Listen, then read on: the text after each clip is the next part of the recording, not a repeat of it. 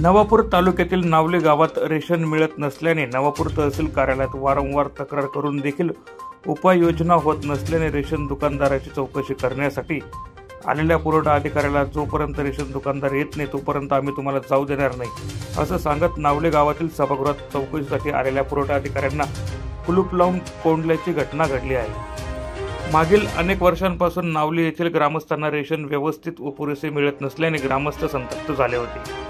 संबंधित अधिकारी यांना तक्रार केली मात्र कारवाई होत नसल्याने गावकरी आक्रमक झाले।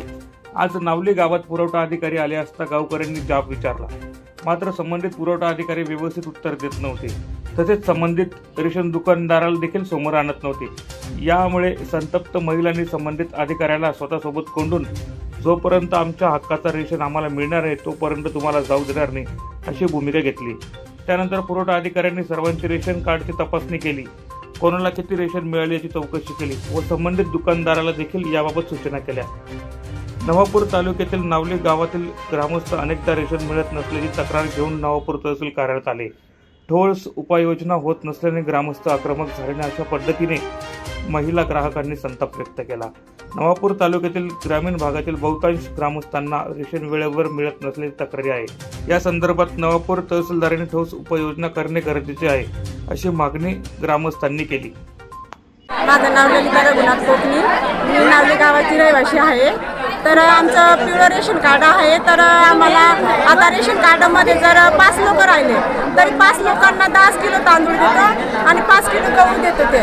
आणि जर जास्ती पण कोणाचे 9 लोक आहेत, कोणाचे 10 लोक आहेत तरी पण त्यांना पण तसंच 10 किलो तांदूळ देतात।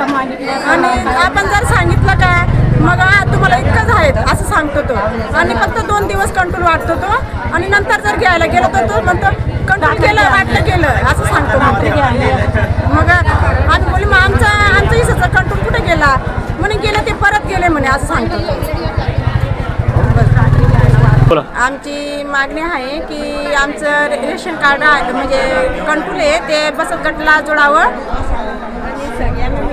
आणि सगळ्यांना रेशन म्हणजे जे असेल ते सगळ्यांना मिळायला पाहिजे।